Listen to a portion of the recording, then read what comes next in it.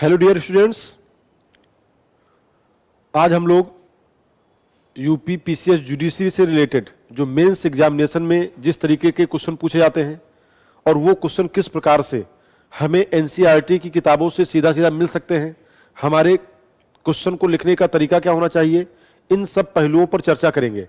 और साथ ही में आपको ये भी जानने का मौका मिलेगा कि जुडिशरी के क्वेश्चन पेपर को जब हम करते हैं तो उसके लिए जो हमारे पास में एक अंडरस्टैंडिंग हो, चाहे कॉन्सेप्ट क्लैरिटी हो, ये सब हमें एनसीईआरटी की किताबों से किस प्रकार से मिलती है। तो आए देखें कि जुडिशरी के मेंस के एग्जाम के लिए ये कुछ हमारी एनसीईआरटी की किताबें हैं जो 6 से लेकर 12th के बीच में हैं, हिस्ट्री सब्जेक्ट से रिलेटेड। तो आज हम इतिहास के विषय में ही चर्चा करने वाले हैं। सबसे पहले हम देखेंगे कि आपके मेंस में किस तरीके के क्वेश्चन आए हुए हैं। तो देखें question, how did the movements for the liberation of women receive stimulus from the rise and growth of the national movement in India. भारतीय राष्ट्रीय आंदोलन के उदय और विकास से महिलाओं के मुक्ति आंदोलन को किस प्रकार से प्रेरणा मिली। या हम यहां पर देखें, ब्रिटेन में भारतीय स्वशासन आंदोलन के विकास का निरूपण करें, trace the growth of the Indian home rule movement in India. Word limit भी आपकी दी गई है 75 वर्ड्स में।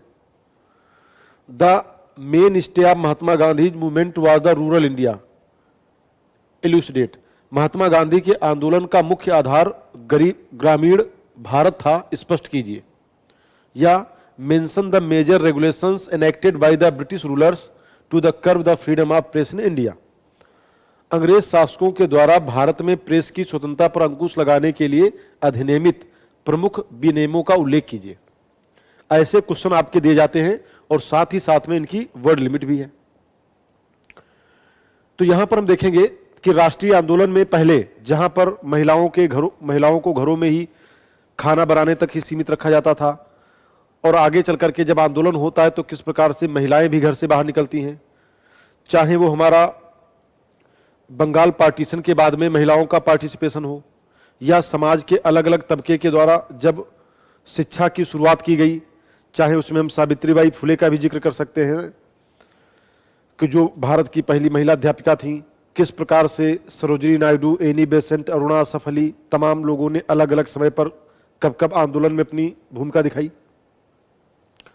भारत की इंजीनियर के तौर पर मशहूर जिन्होंने सीक्रेट रेडियो की शुरुआत की थी, उषा मेहता, वो भी इसी आंदोलन की देन है।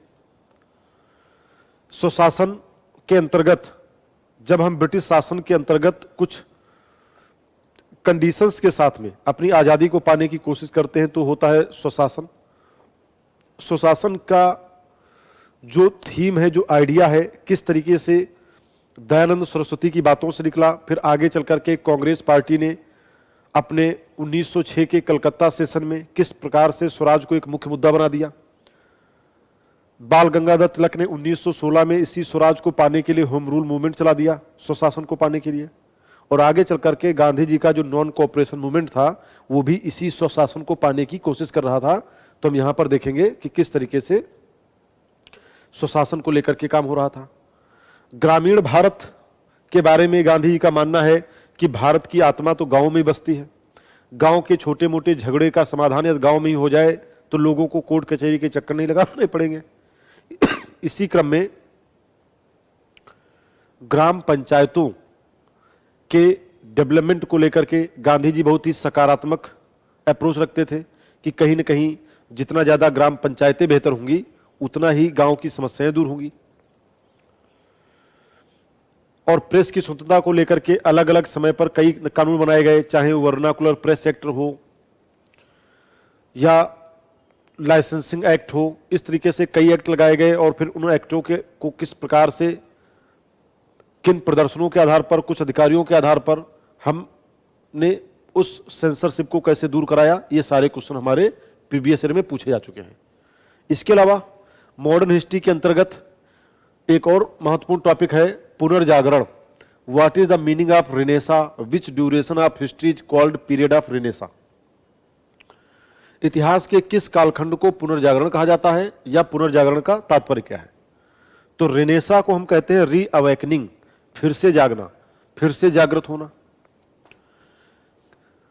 खास तौर से भारत में जब हम 19वीं सेंचुरी के समाज को देखते हैं तो 19वीं शताब्दी के समाज में, हमारे समाज में कई सारी सोशल इविल्स थी, चाहे वो चाइल्ड मैरिज को लेकर हो, सती कस्टम को लेकर हो, अनटचेबिलिटी की बात करें, लैक ऑफ वुमेन एजुकेशन की बात करें,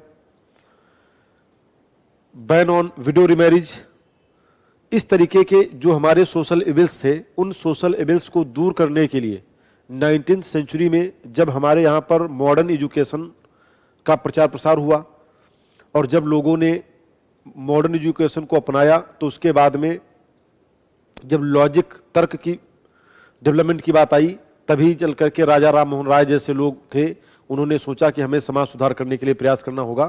तो ये सारी क्वेश्चन के आंसर यहीं से हम निकाल सकते हैं। बंग भंग आंदोलन में रविन्द्रनाथ टैगोर की भूमिका की संक्षिप्त चर्चा। Discuss in the brief the role of Rabindranath Tagore in Bang Bhang movement. बंग भंग आंदोलन की जब बात करते हैं तो 1905 के आसपास की बात थी, जहां पर अंग्रेजों को लगता था कि हिंदू मुस्लिम की जो यूनिटी बढ़ती जा रही है उसको हमें ब्रेक करना है, लेकिन दिखावटी के तौर पर क्या कहेंगे कि हम प्रशासनिक यानी एडमिनिस्ट्रेटिव फैसिलिटी के आधार पर बंगाल का पार्टीशन करने जा रहे हैं। और इसी मौके पर रविन्द्रनाथ टैगोर ने अमार सुनार बांग्ला जैसे गीत लिखा, जो लोगों को एक जोश से भर देता था कि अंग्रेज हमारी एकता को कैसे तोड़ सकते हैं। भले ही अंग्रेजों ने भौगोलिक रूप से बंगाल का विभाजन कर दिया हो, लेकिन मानसिक तौर पर राखी दिवस मनाने का उद्देश्य यही था कि हिंदू मुसलमान दोनों एक दूसरे की कलाइयों पर राखी बांधेंगे, और इसका मैसेज हमें यह देना था कि अंग्रेज हमारी एकता को तोड़ नहीं सकते हैं। तो इस तरीके की कई सारी बातें। चौरी चौरा कांड की बात हो गई। नॉन कोऑपरेशन मूवमेंट के बाद में ऐसी कौन सी घटना थी जिसके बाद में चौरी चौरा कांड हुआ? कामराज योजना के तहत किन किन मंत्रियों का त्यागपत्र हुए? ये सारे क्वेश्चन आपके इसी से आएंगे। कांग्रेस के लाहौर अधिवेशन की अध्यक्षता किसने की, जिसमें पूर्ण स्वराज का प्रस्ताव किसने किया था? तो यहां पर हम जवाहरलाल नेहरू के बारे में जान सकते हैं कि लाहौर रावी नदी के किनारे था, जिसमें पहली बार आजादी की डिमांड कही गई थी, और यह भी साथ में कह दिया गया था कि किस तरीके से अब हमारी जो डिमांड है वो पूरी तरह से आजादी है, पूर्ण स्वराज है, अब स्वराज से काम नहीं चलेगा। विष्णुगुप्त किस गुप्त शासक को भारतीय नेपोलियन कहा जाता है? ये समुद्रगुप्त को कहा जाता है। 1 नंबर का क्वेश्चन है आपका। इसके अलावा पेशवा शासकों में कौन सबसे योग्य था? बाजीराव पेशवा की बात की जाती है। प्रेस समिति की अध्यक्षता करने को लेकर के 1 लाइनर क्वेश्चन पूछे गए। लोकमान्य तिलक के अनुसार कौन सा क्षेत्र आर्यों का निवास स्थान माना जाता है? तो वो माना जाता है साइबेरिया या आर्कटिक क्षेत्र, आर्कटिक क्षेत्रों को माना जाता है। अब मॉडर्न हिस्ट्री को ध्यान में रख करके हम देखेंगे कि कौन कौन से most expected question modern history से पूछे जा सकते हैं। Introduced with brief sketch of Gandhi's personality. Gandhi ji के व्यक्तित्व के संक्षिप्त रेखा चित्र के साथ में परिचय दें 30 से 40 शब्द में। Bring out the constructive programme of Mahatma Gandhi during non cooperation movement and civil disobedience movement. असहयोग आंदोलन और सविनय अवज्ञा आंदोलन के दौरान महात्मा गांधी के कंस्ट्रक्टिव प्रोग्राम, रचनात्मक कार्यक्रम क्या थे? ये दोनों क्वेश्चन की जब हम बात करते हैं तो आज हम जो टॉपिक डिस्कस करने वाले हैं उसमें गांधी जी के इन कार्यक्रमों के बारे में भी डिस्कस करेंगे कि गांधी जी जब राजनीति से संन्यास ले लेते थे और फुर्सत के समय में जब अपने समाज सुधारकों वाले काम में जुटे रहते थे तो उस समय ये रचनात्मक कार्यक्रम किया करते थे। जब भी रचनात्मक कार्यक्रम की बात आती है तो किस प्रकार से हमें हिंदू मुस्लिम एकता को बढ़ावा देना है, किस प्रकार से हमें समाज में शराबबंदी करनी है, शराब पर रोक लगानी है, क्योंकि गांधी जी तो मानते ही थे कि समाज की सारी बुराइयों की जड़ शराब ही है।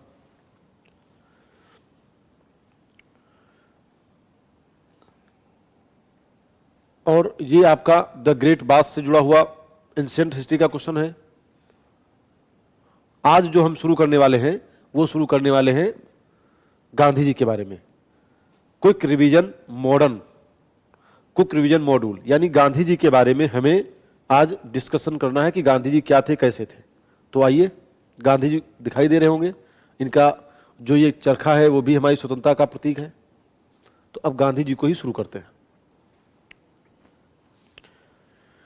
देखिए, गांधी जी की जब हम बात करते हैं तो गांधी जी भारतीय राजनीति के वो रॉक स्टार हैं जिनके चारों तरफ भारत की राजनीति घूमती रहती है।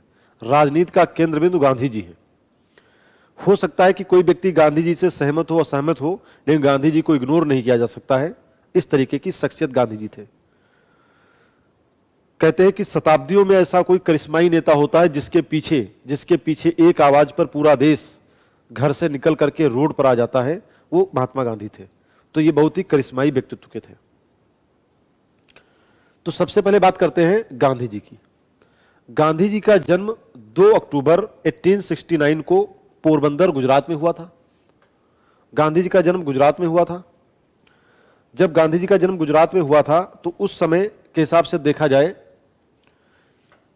2 अक्टूबर को जब इनका जन्म गुजरात में हुआ था तो गांधी जी के जन्मदिन को national non violence international non violence day,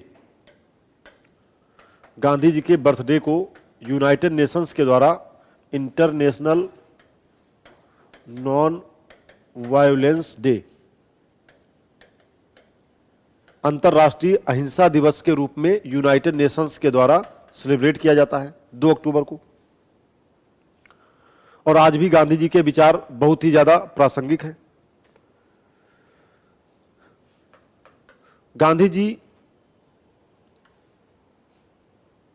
1889 में इंग्लैंड जाते हैं। इंग्लैंड से बैरिस्टर की पढ़ाई करके आते हैं। बैरिस्टर की पढ़ाई करने के बाद में बंबई और गुजरात के कुछ क्षेत्रों में अपने वकालत की शुरुआत कर देते हैं। जब इनकी वकालत चल रही होती है, यानी गुजरात और यानी उस समय का पूरा बंबई तो राज्य पूरा एक ही था, तो जब इन्होंने अपनी भारत में वकालत करना शुरू किया बैरिस्टर की पढ़ाई करने के बाद में, तो कहते हैं कि उसी दौरान आगे चल करके इनकी मुलाकात दादा भाई अब्दुल्ला से होती है। और दादा भाई अब्दुल्ला एक बिजनेसमैन थे। यानी यदि मुख्य रूप से देखें तो गांधी जी बैरिस्टर बनने के बाद में राजकोट और बंबई में अपनी वकालत किया करते थे। इसी दौरान इनके पिताजी के जो दोस्त थे करमचंद गांधी के एक दोस्त थे दादा भाई नौरोजी या दादा अब्दुल्ला, दादा भाई या दादा अब्दुल्ला, अब्दुल्ला लिख लेते हैं, अब्दुल्ला। दादा अब्दुल्ला का दक्षिण अफ्रीका में, साउथ अफ्रीका में बिजनेस हुआ करता था। दक्षिण अफ्रीका में जब बिजनेस चल रहा था तो इनको अपने बिजनेस के सिलसिले में एक वकील की जरूरत थी। तो उन्होंने करमचंद गांधी से कहा होगा, क्योंकि करमचंद गांधी भी तो एक अच्छे खासे दीवान थे। बीकानेर की रियासत, काठियावाड़ की रियासत, इन जगहों के दीवान थे। आज के हिसाब से देखोगे तो चार्टर्ड अकाउंटेंट जैसे थे। खूब पैसा इन्होंने जोड़ के रखा था, तभी तो अपने बच्चे को पढ़ने के लिए लंदन भेजा था। तो यानी हम कहना चाह रहे हैं कि दादा अब्दुल्ला ने जब करमचंद से पूछा होगा कि साउथ अफ्रीका में हमारे के सिलसिले में एक वकील की जरूरत है, तो करमचंद ने गांधी से बात की होगी, मोहनदास करमचंद से बात की। और इसके बाद में गांधी जी दक्षिण अफ्रीका चले गए इनका केस लड़ने के लिए। कहानी की शुरुआत यहीं से होती है कि बॉम्बे पोर्ट से जब गांधी जी दक्षिण अफ्रीका के डरबन पहुंचे, दक्षिण अफ्रीका के डरबन में पहुंचे और डरबन से इनको जाना था प्रिटोरिया। यहां से डरबन से प्रिटोरिया, यानी कि आप कह सकते हो कि बॉम्बे से डरबन जो साउथ अफ्रीका में है, यहां पर ये 22 शिप गए थे। लेकिन डरबन से प्रिटोरिया जाने का जो रास्ता था वो ट्रेन से था। और उस समय दक्षिण अफ्रीका में भी अंग्रेजों का शासन था और उस समय यह नियम था कि अंग्रेजों के अलावा कोई भी व्यक्ति जो है वो रेलवे के फर्स्ट क्लास में सफर नहीं कर सकता, रेलवे के प्रथम श्रेणी के डिब्बे में सफर नहीं कर सकता। गांधी जी तो बैरिस्टर थे, नियमों कानूनों की जानकारी भी थी, और गांधी जी ने वहां पर रेलवे के फर्स्ट क्लास कंपार्टमेंट का टिकट लिया, टिकट लेकर बैठ गए। और आगे चल करके इनके जीवन में एक हादसा हुआ मारित्सबर्ग में, सेंट पीटर मारित्सबर्ग में, सेंट पीटर्स मेरिट्सबर्ग या केवल मेरिट्सबर्ग में इनको कुछ अंग्रेजों के द्वारा कुछ, और जो वहां की जो ब्रिटिश पुलिस थी उन लोगों ने इनको ट्रेन से बाहर कर दिया। जब इनको ट्रेन से बाहर कर दिया गया तो इन्होंने अपने आप को बहुत ही ज्यादा अपमानित महसूस किया। खैर, ये जिस काम के लिए गए थे प्रिटोरिया, वहां पे दादा अब्दुल्ला का केस लड़ा, लेकिन इस घटना ने इनके जीवन की दिशा और दशा दोनों बदल कर रख दी। साउथ अफ्रीका में भी उस समय काम करने के लिए बहुत सारे भारतीय मजदूर काम किया करते थे। इन भारतीय मजदूरों के पॉलिटिकल राइट्स के लिए गांधी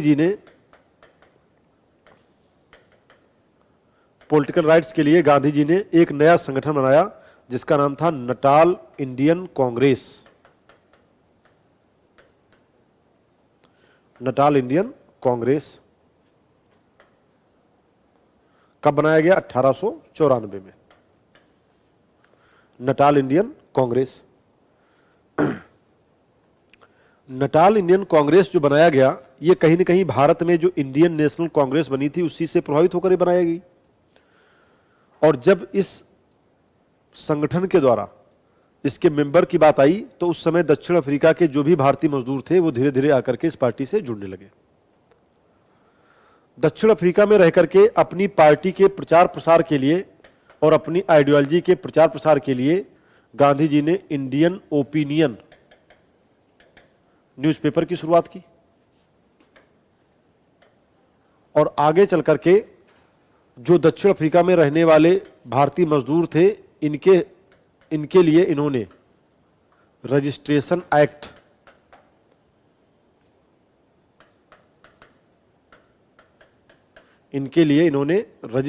एक्ट के खिलाफ सत्याग्रह किया।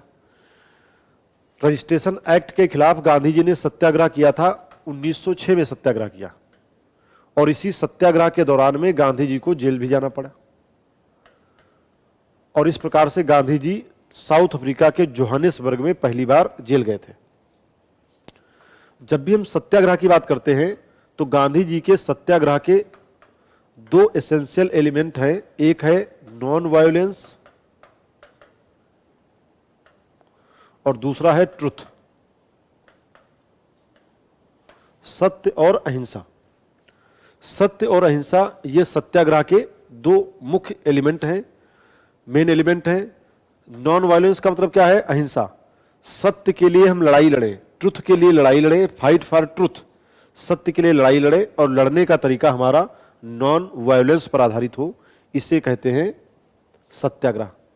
और गांधी जी ने अपनी किताब हिंद स्वराज में सत्याग्रह को डिफाइन किया है कि सत्याग्रह क्या है। सत्याग्रह क्या है, इसको लेकर उन्होंने हिंद स्वराज में कहा।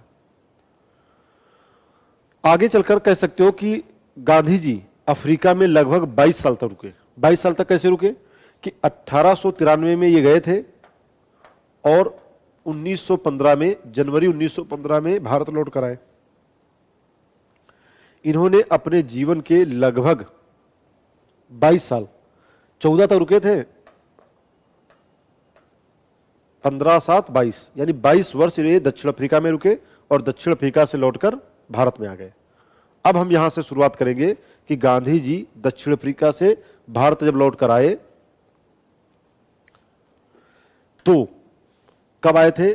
9 जनवरी 1915 को।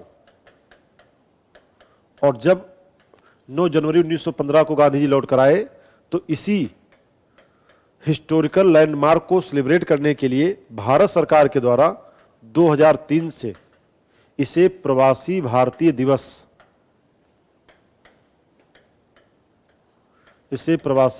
दिवस के रूप में मनाया जाता है। जैसे वर्ष 2023 का जो प्रवासी दिवस मनाया गया है वो इंदौर में मनाया गया। तो ये सारी बातें गांधी जी की हैं जो दक्षिण अफ्रीका में रहे थे। इसी दक्षिण अफ्रीका में रहकर गांधी जी ने टॉलस्टॉय आश्रम की स्थापना की।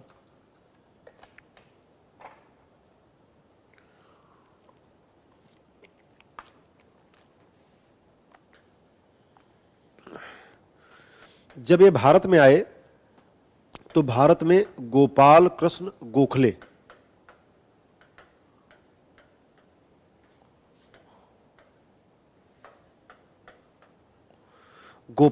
गोखले की सलाह पर इन्होंने भारतीय राष्ट्रीय कांग्रेस को ज्वाइन कर लिया और इस प्रकार से कहा जाता है कि गोपाल का गोखले महात्मा गांधी के पॉलिटिकल गुरु थे, पॉलिटिकल एडवाइजर थे, और इन्हीं के कहने पर ये भारतीय राष्ट्रीय कांग्रेस में आ गए। आगे चलकर जब गांधी जी, चूंकि विदेश में उन्होंने काम किया था और गांधी जी की बारे में जो भी बातचीत थी वो सारी बातें भारत में भी आ रही थी, जिसकी वजह से गांधी जी की लोकप्रियता बहुत अच्छी फैल रही थी। जब गांधी जी भारत में लौट कर आए तो गुजरात के अहमदाबाद में साबरमती नदी के किनारे इन्होंने, गांधी जी ने सत्याग्रह आश्रम की स्थापना की। इसी सत्याग्रह आश्रम को हम साबरमती आश्रम भी कहते हैं। 1916 में की, साबरमती नदी के किनारे इन्होंने सत्याग्रह आश्रम की स्थापना की।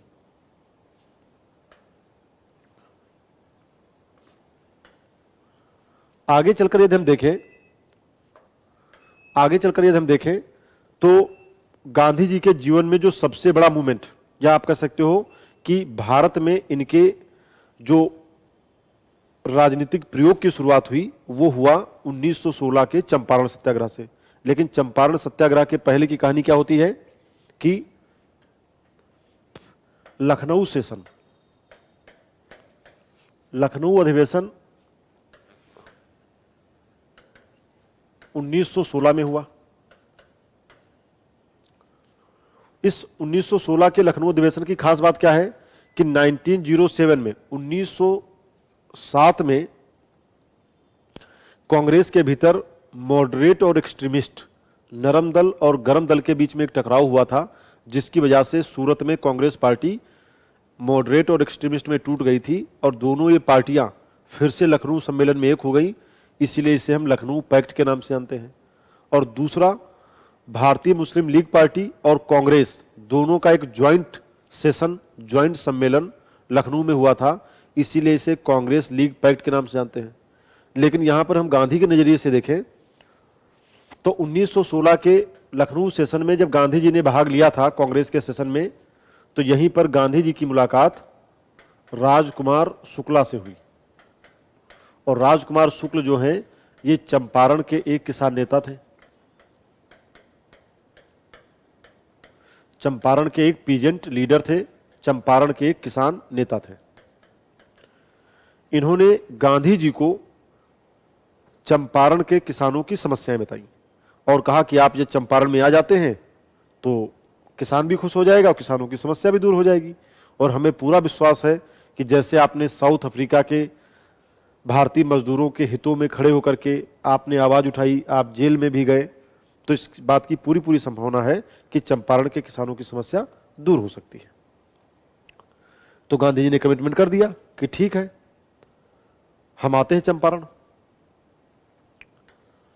आगे चलकर गांधी जी ने इनसे प्रॉमिस किया कि ठीक है, हम बहुत जल्दी चंपारण आने वाले हैं। और इस तरीके से देखा जाए तो सबसे पहले गांधी जी के राजनीतिक प्रयोगों में जो सबसे बड़ी बात हुई वो था चंपारण। तो पहली हेडिंग हमारी यहां पर क्या है? चंपारण सत्याग्रह।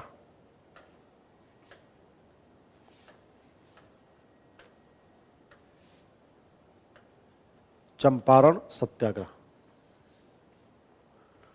1917। क्या है चंपारण सत्याग्रह? जब हम चंपारण सत्याग्रह की बात करते हैं तो चंपारण सत्याग्रह का सीधा सीधा सा मतलब यह है, चंपारण सत्याग्रह 1917। तो सबसे पहली बात यह आती है कि क्या है चंपारण। तो चंपारण में क्या समस्या थी? चंपारण की सबसे बड़ी समस्या थी तीन कठिया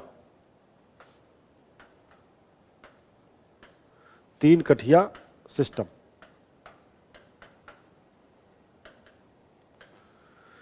तीन कठिया व्यवस्था के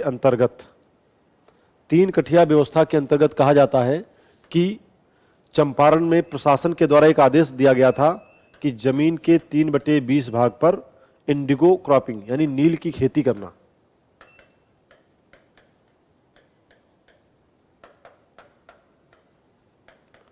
इंडिगो फार्मिंग, नील की खेती करना। और जब नील की खेती करने की बात आती है तो किसान नहीं चाहता था कि नील की खेती करे, लेकिन प्रशासनिक स्तर पर उसे मजबूर किया जाता था कि नील की खेती करनी ही पड़ेगी। कई बार क्या होता था कि किसानों के बीच में, उनके बीच में, किसानों के बीच में देखा जाए, और जो उस समय के यूरोपीय व्यापारी होते थे, इनके भीतर जब कॉन्ट्रैक्ट कोई बनाया जाता था जमीन को लेकर के, तो उस कॉन्ट्रैक्ट में सही तरीके से किसानों को उनकी उपज का रेट नहीं मिल पाता था। कई बार किसानों से कहा जाता है कि हम तुम्हें इस फसल के लिए इतना मूल्य चुकाएंगे, और बाद में उसके बदले में उतना मूल्य नहीं चुका पाते थे। और ऊपर से किसानों को ये लगता था कि ये जमीन हमारी है, तो जमीन पर क्या बोना है क्या नहीं बोना है, ये फैसला करने का अधिकार तो किसान का हो, प्रशासन ऐसा क्यों कर रहा है। तो इसी बात से नाराज होकर के किसान सरकार के खिलाफ हो गए। जब गांधी जी को 3 कठिया व्यवस्था के बारे में पता चला, 3 कठिया का सिंपल सा मतलब क्या है कि जमीन के 3/20 भाग पर नील की खेती करना, इसे ही हम कहते हैं 3 कठिया व्यवस्था। और इसी 3 कठिया को रुकवाने के लिए गांधी जी चंपारण में गए। गांधी जी दिल्ली से पटना पहुंचे, पटना से चंपारण को जाना था।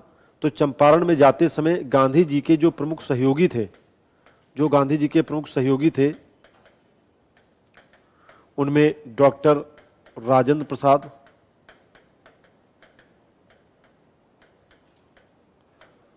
मजहर उल हक, महादेव देसाई,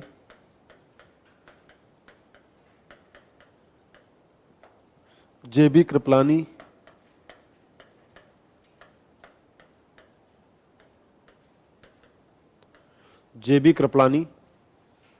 आदि प्रमुख लोग थे। अल्टीमेटली देखा जाए तो कहीं न कहीं ये जितने भी थे, ये सब महात्मा गांधी के क्या थे, सहयोगी थे। और जब ये सहयोगी थे तो कहते हैं कि प्रशासन ने चंपारण में गांधी जी के घुसने पर रोक लगा दी थी कि गांधी जी चंपारण की बाउंड्री के भीतर नहीं आ सकते। तो कहा जाता है कि स्थानीय एडमिनिस्ट्रेशन के विरोध के बावजूद भी गांधी जी चंपारण में पहुंचे और वहां पर किसानों के साथ में जाकर सत्याग्रह करने लगे। प्रशासनिक हड़ताल, डिपार्टमेंट को घेर लेना।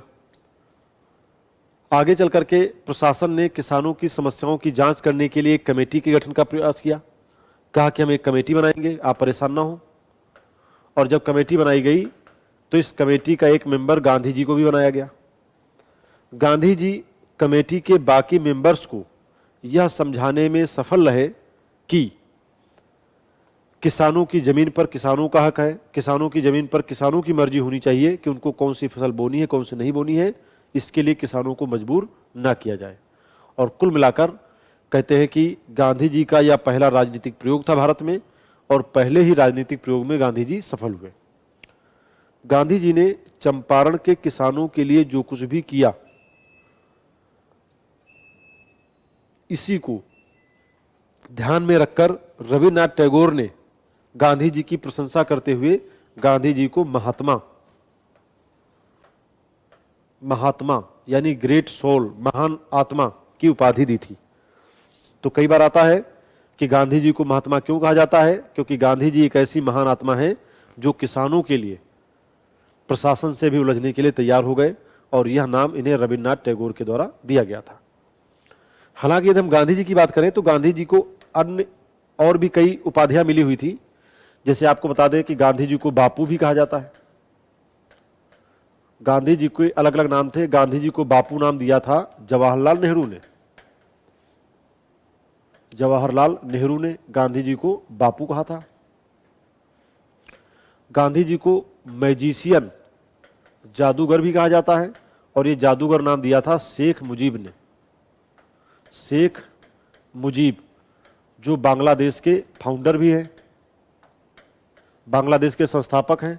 वर्तमान में जो बांग्लादेश की प्रधानमंत्री हैं शेख हसीना, इनके पिताजी शेख मुजीब थे। गांधी जी को वन मैन आर्मी भी कहा जाता है। ये नाम माउंटबेटन के द्वारा दिया गया।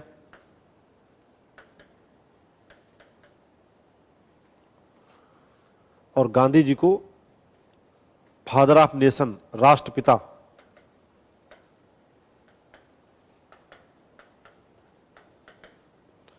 ये सुभाष चंद्र बोस ने दिया था। और महात्मा नाम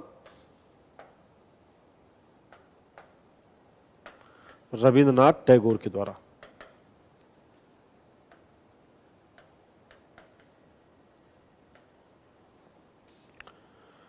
ये सब महात्मा गांधी के अलग अलग नाम थे। आगे चलकर गांधी जी ने इस आंदोलन को सफल बना करके लौट आए गाजे बाजे के साथ में, और भारत की मीडिया में ये और ज़्यादा लोकप्रिय होते चले गए। आगे चलकर कुछ समय के बाद में गांधी जी को एक और राजनीतिक कार्यक्रम में जाने का मौका मिला। उस राजनीतिक कार्यक्रम का नाम था अहमदाबाद मिल वर्कर्स स्ट्राइक।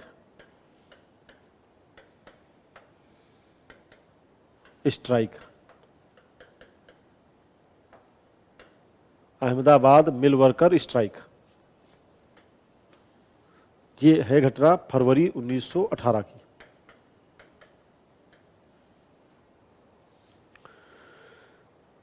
यहां पर अहमदाबाद को भारत का मैनचेस्टर भी कहा जाता है। मैनचेस्टर ऑफ इंडिया के नाम से फेमस है अहमदाबाद।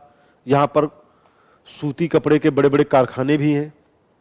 कॉटन इंडस्ट्रीज यहाँ पे बहुत ज़्यादा हैं। यहाँ पर जो मजदूर काम किया करते थे, अचानक मजदूर एक विवाद में आ गए, और उस विवाद का नाम है प्लेग बोनस विवाद, plague bonus dispute. Plague bonus विवाद की वजह से मजदूर और मालिकों के बीच में एक संघर्ष शुरू हुआ, और इस संघर्ष में मजदूरों ने मजदूर यूनियन जिंदाबाद कहते हुए काम ना करने को लेकर के डिसीजन लिया, और इसके बाद में स्ट्राइक शुरू कर दी। फैक्ट्रियों पे ताले लगा दिए गए। बाद में गांधी जी के पास में मामला पहुंचा। गांधी जी ने मजदूरों और मालिकों के बीच में मीडिएटर की भूमिका निभाते हुए इस मुद्दे को शांत कर दिया। और इसी के साथ साथ में गांधी जी के साथ में अनुसुईया बेन,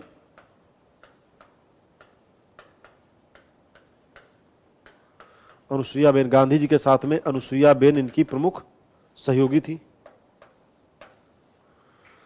अनुसुईया बेन ने ही मजदूरों के हितों के लिए मजदूर महाजन संघ की स्थापना की, और मजदूर महाजन संघ की स्थापना कहीं न कहीं गांधी जी से ही प्रेरित थी। तो कुल मिलाकर हम ये कहना चाह रहे हैं कि जो भी मौके गांधी जी के सामने आते थे तो गांधी जी उनको आसानी से सॉल्व कर देते थे। तीसरा राजनीति का प्रयोग गांधी जी को और मिला खेड़ा सत्याग्रह में।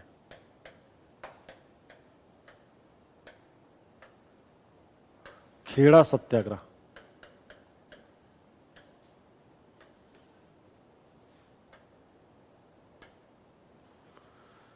खेड़ा सत्याग्रह की यदि हम बात करें तो खेड़ा कहां पे है? गुजरात में। और खेड़ा में क्या है? सूखा और अकाल।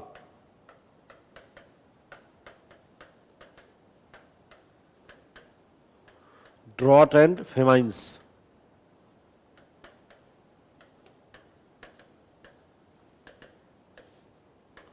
सूखा और अकाल की वजह से वहां के जो किसान थे खेड़ा के, वो किसान अपना लगान नहीं चुका पा रहे थे, और वो प्रशासन से इस बात को लेकर के रिक्वेस्ट कर रहे थे कि उनका लगान माफ कर दिया जाए।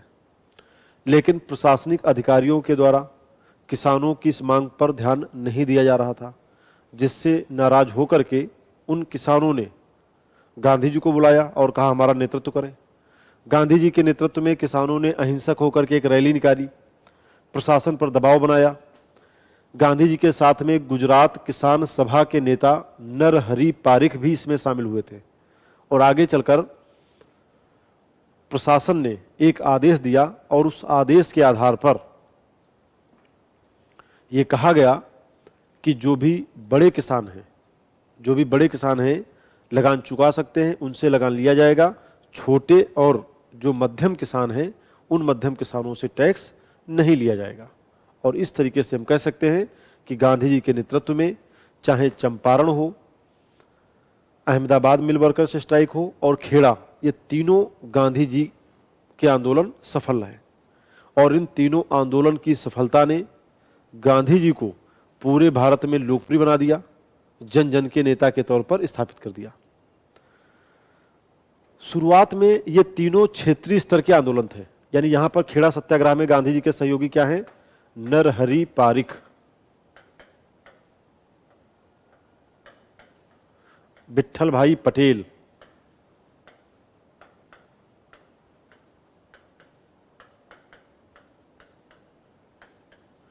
ये सब गांधी जी के सहयोगी थे।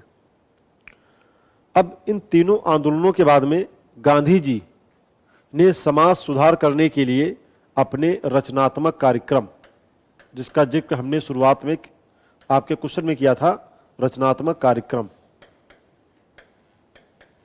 कंस्ट्रक्टिव प्रोग्राम,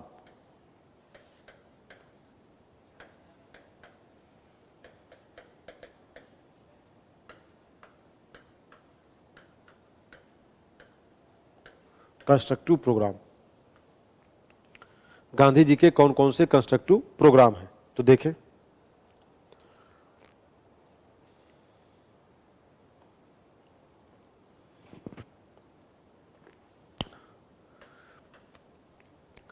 पहली बात आती है, कंस्ट्रक्टिव का मतलब ये होता है कि जो समाज में बेहतरी करने के लिए कोशिशें की जाएं।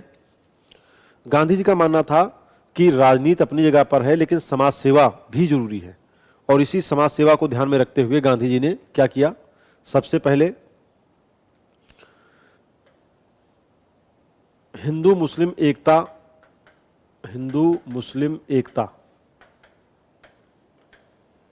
को बढ़ाने पर बल,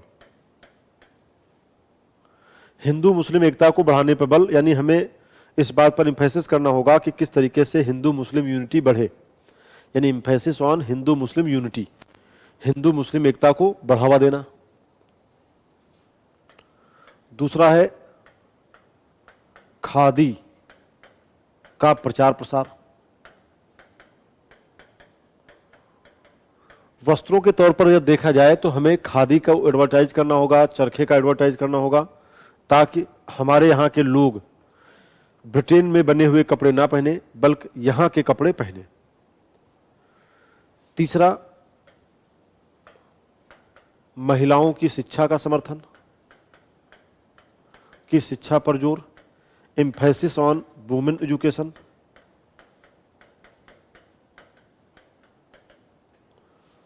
अस्पृश्यता को रोकने का प्रयास,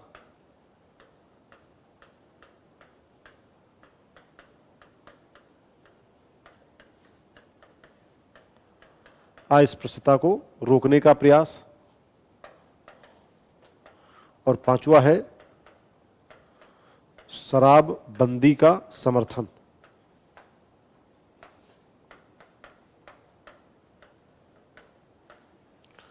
शराबबंदी का समर्थन, यदि हम गांधी जी की नजर से देखेंगे तो गांधी जी कहते हैं कि शराब समाज की सभी बुराइयों की जड़ है। यदि हमें समाज को बेहतर बनाना है तो उसके लिए शराब को रोकना होगा। इसीलिए आप देखते हैं कि आज़ादी के बाद में गांधी जी के होम स्टेट गुजरात में शराब पर रोक लगा दी गई और बिहार दूसरा राज्य बना जिसने शराब पर रोक लगाई है। महिलाओं की शिक्षा को लेकर के गांधी जी कहते थे कि यदि महिलाएं शिक्षित होंगी तो एक साथ में दो दो परिवार शिक्षित हो जाएंगे। तो कुल मिलाकर देखा जाए, और इसके अलावा एक और चीज आती है, स्वच्छता पर विशेष बल। स्वच्छता पर विशेष बल।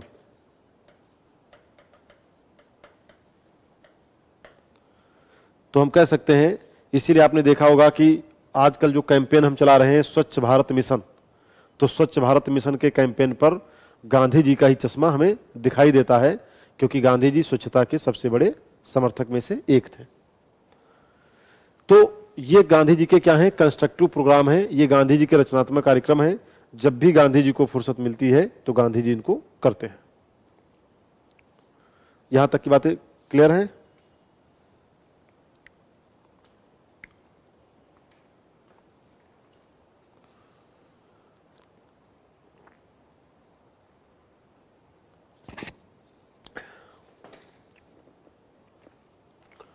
आगे चलकर देखते हैं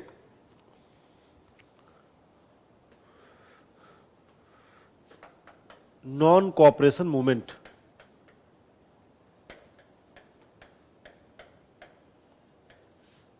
नॉन कोऑपरेशन मूवमेंट।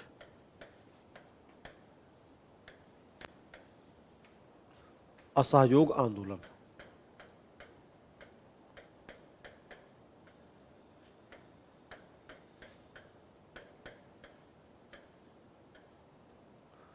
असहयोग आंदोलन। देखिए, ध्यान से देखें तो गांधी जी के दो प्रमुख आंदोलन हैं। एक आंदोलन का नाम है नॉन कोऑपरेशन और एक आंदोलन का नाम है सिविल डिसोबीडियंस मूवमेंट। जब हम सिविल डिसोबीडियंस मूवमेंट की बात करेंगे तो उसका अर्थ ये होगा कि प्रशासन के आदेशों को मानना नहीं है। और जब हम असहयोग की बात करते हैं तो इसका मतलब ही है कि प्रशासन को हम किसी भी प्रकार का सहयोग ना दें। प्रशासन को, एडमिनिस्ट्रेशन को, सरकार को किसी भी प्रकार का सहयोग ना देना ही असहयोग है। और इस क्रम में सबसे पहले यहां पर कई सवाल बनते हैं कि क्यों शुरू किया गया नॉन कोऑपरेशन मूवमेंट, इसके शुरू करने के कारण क्या थे।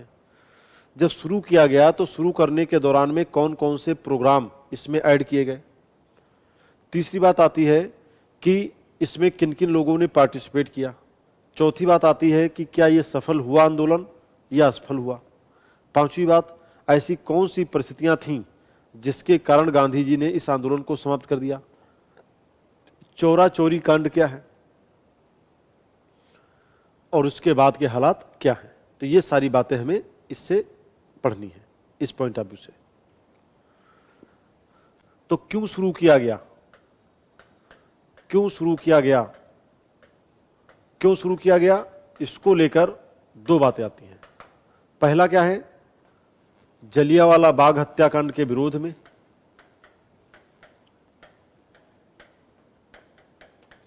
जलियांवाला बाग मैस्क्रे, जलियांवाला बाग मैस्क्रे, और दूसरा है स्वराज की प्राप्ति।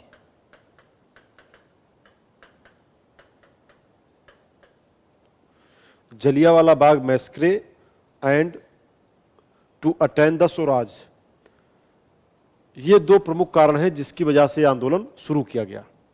क्यों शुरू किया गया, क्योंकि जलियांवाला बाग की घटना को यह लेकर देखा जाए तो 13 अप्रैल 1919 को जलियांवाला बाग में हजारों की भीड़ के ऊपर में जनरल डायर के आदेश पर गोली चला दी गई। इस गोलीकांड के बाद में पूरे देश के मन में लोगों में गुस्सा था। इसी के साथ साथ में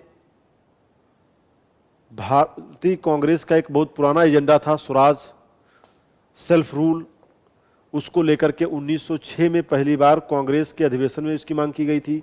उसी को पाने के लिए 1916 में तिलक ने स्वराज आंदोलन भी चलाया था, होम रूल आंदोलन भी चलाया था, जिसमें उन्होंने डिमांड भी की थी कि Swaraj is my birth right, Swaraj मेरा जन्मसिद्ध अधिकार है। तो कांग्रेस की एक बहुत पुरानी मांग थी कि हमें स्वराज को पाना है।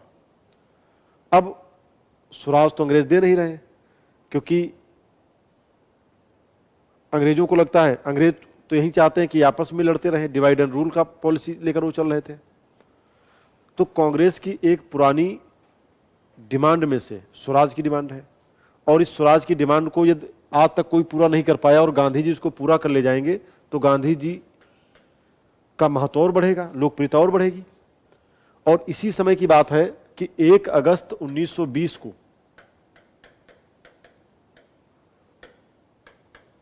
बाल गंगाधर तिलक की मौत होती है। बाल गंगाधर तिलक की मौत के दौरान में लाखों लोगों की भीड़ इकट्ठा है, और इसी दौरान गांधी जी डिक्लेरेशन करते हैं कि हम नया आंदोलन शुरू कर रहे हैं, नॉन कोऑपरेशन मूवमेंट।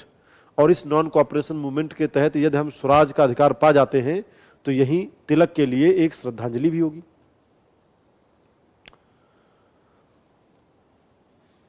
इस आंदोलन को चलाने के दौरान गांधी जी ने स्वराज की प्राप्ति 1 वर्ष में, स्वराज की प्राप्ति 1 वर्ष में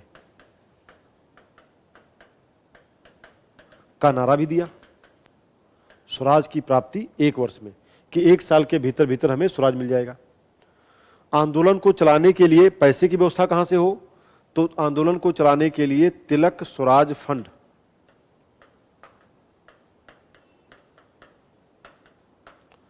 तिलक स्वराज फंड की स्थापना की गई।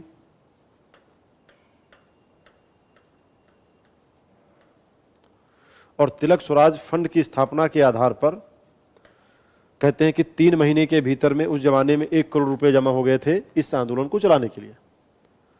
बाद में कांग्रेस पार्टी का एक स्पेशल सेशन नागपुर में बैठाया गया और उस नागपुर के अधिवेशन के दौरान में कांग्रेस के द्वारा ऑफिशियल तरीके से इसको स्वीकार किया गया कि असहयोग आंदोलन शुरू हो चुका है। असहयोग के दौरान में कई प्रोग्राम या टारगेट डिफाइन किए गए, लक्ष्य क्या रखे गए, कार्यक्रम क्या रखे गए। सबसे बड़ा कार्यक्रम यही था कि हमें बायकॉट ऑफ फॉरेन गुड्स, हमें विदेशी वस्तुओं का बहिष्कार करना है। जो भी सरकारी कर्मचारी हैं वो अपने काम पर जाना बंद कर दें। जो भी स्टूडेंट पढ़ने के लिए जा रहे हैं सरकारी स्कूलों में, वो अपने स्कूल जाना बंद कर दें। जो वकील लोग हैं वो कोर्ट जाना बंद कर दें, अपनी वकालत बंद कर दें। और गांधी जी के इस आह्वान पर उस समय के जितने भी बड़े बड़े नेता थे, चाहे वो मोतीलाल नेहरू हों, CR दास हों, डॉक्टर राजेंद्र प्रसाद हों, इन सब लोगों ने अपनी वकालत बंद कर दी। स्कूली बच्चों का नुकसान ना हो इसके लिए कई राष्ट्रीय स्कूल की स्थापना की गई। बिहार विद्यापीठ, काशी विद्यापीठ और जामिया मिलिया इस्लामिया जैसे कॉलेज इसी आंदोलन के दौरान बनाए गए। तो कुल मिलाकर हम कह सकते हैं कि इस आंदोलन में समाज के सभी वर्गों का, सभी क्लासेस का समर्थन था। इतना समर्थन था कि महिलाएं, छात्र, किसान, राजे रजवाड़े, सरकारी कर्मचारी जितने भी थे, लगभग समाज के सभी वर्गों ने इस आंदोलन को अपना समर्थन दिया। अब 1 अगस्त 1920 से आंदोलन शुरू हुआ था। अगस्त 1920 में आंदोलन शुरू हुआ और धीरे धीरे अगस्त 1921 आ चुका है। और जिस बात को लेकर के आंदोलन शुरू हुआ था कि स्वराज की प्राप्ति 1 वर्ष में, और वो चीज तो हमें अभी मिली नहीं। धीरे धीरे 1.5 साल का समय बीत गया। 1.5 साल का जब समय बीत गया तब गांधी जी ने, अच्छा कोई भी आंदोलन जब लंबे समय तक चलता है और उसका कोई रिजल्ट नहीं आता है तो उस केस में उस आंदोलन से जुड़े हुए जो कार्यकर्ता होते हैं उनका भी मनोबल गिरने लगता है और उनको लगता है कि पता नहीं हम सक्सेसफुल होंगे या नहीं होंगे। तो ऐसी कंडीशन में गांधी जी ने अपने newspaper young India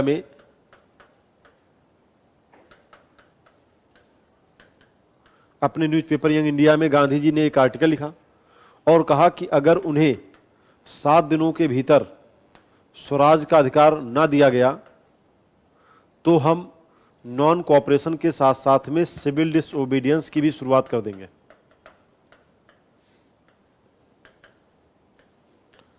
non cooperation के साथ साथ हम सिविल डिसओबीडियंस भी शुरू कर देंगे। लेकिन 7 दिन का टाइम पूरा हो पाता, इसके पहले ही 4 फरवरी 1922 को चौरी चौरा कांड हो गया, चौरी चौरा केस हो गया।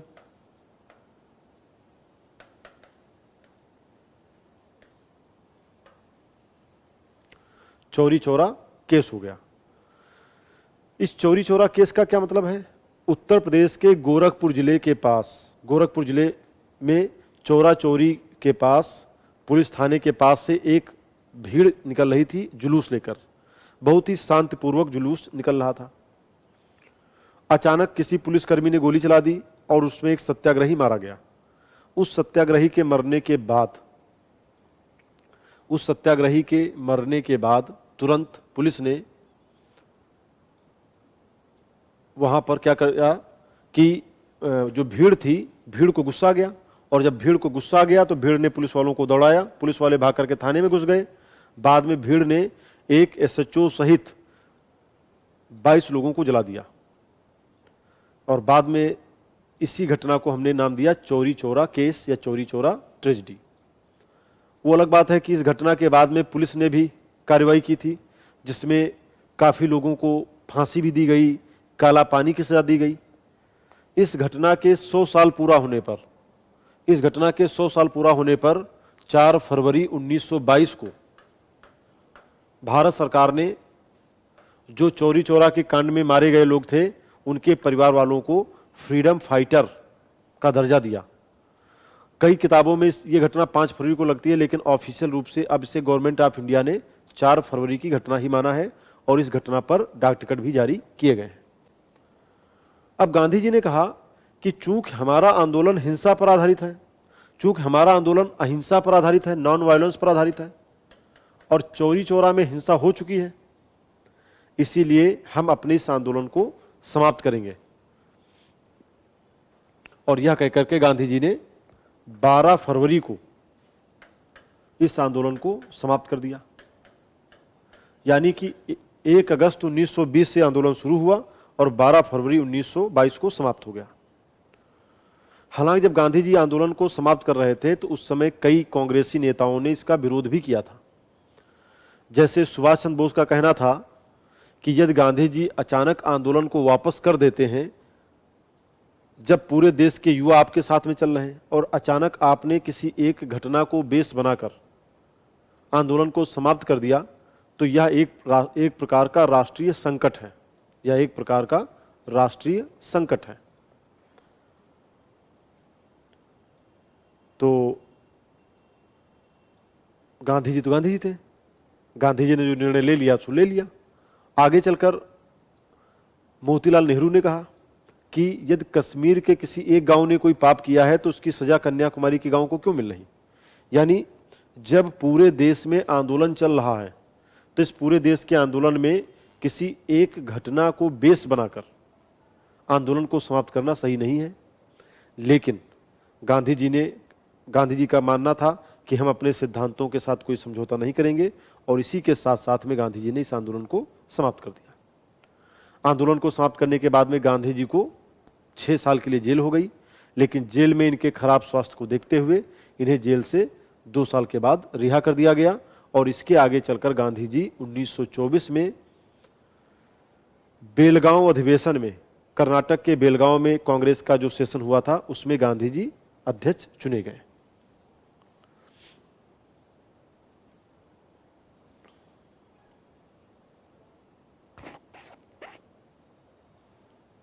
अब यहां पर हम देखें,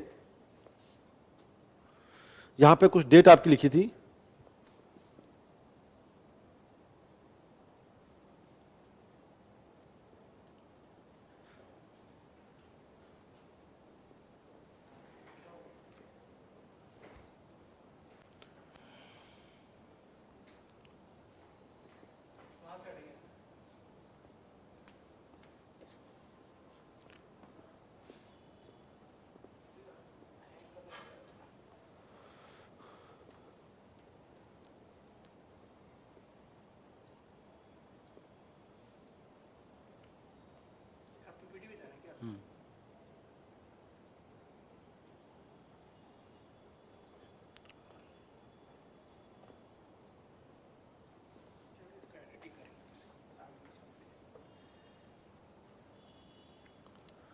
कितना एडिट हो जाएगा ना? थोड़ा ही बचेगा। हाँ, 5-7 मिनट का बस।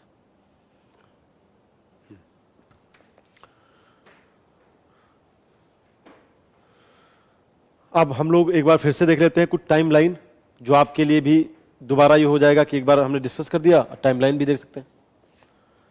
82 में कस्तूरबा बाई के साथ इनकी शादी हुई, 88 में इंग्लैंड पहुंचे, 93 में डरबन के लिए निकले दादा अब्दुल्ला के कहने पर। 1903 में इंडियन ओपिनियन की शुरुआत हुई। 1899 के तहत Indian ambulance corporation during the Boer war. 94 में नटाल इंडियन कांग्रेस। 93 में रेशियल डिस्क्रिमिनेशन ह्यूमिलिएशन के खिलाफ अफ्रीका में इनको उतार दिया गया ट्रेन से।